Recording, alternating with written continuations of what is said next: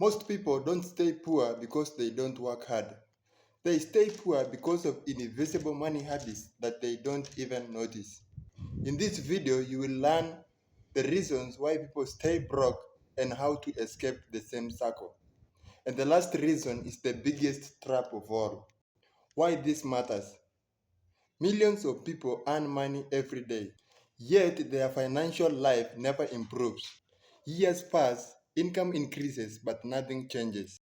This isn't bad luck, it is pattern.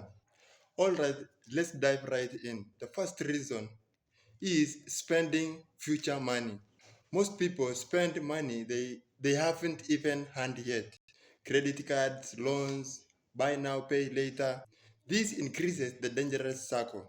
Earn, spend, owe, and repeat. Instead of working for money, they work for money they already spent. Building wealth requires the opposite. Spend less than you earn. But that isn't the main reason why people stay broke. This next reason is the reason as to why. It is more dangerous because people don't even realize it is happening. Reason number two, living without money system.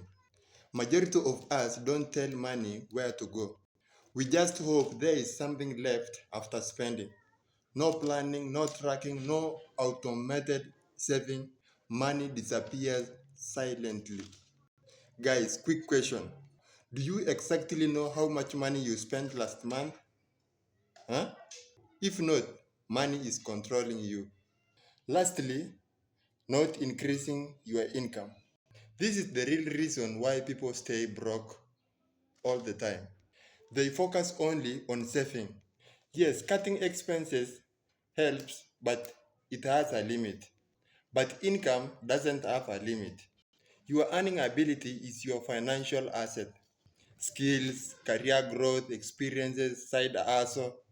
People who grow income escape poverty faster than people who only budget. You don't need millions to earn.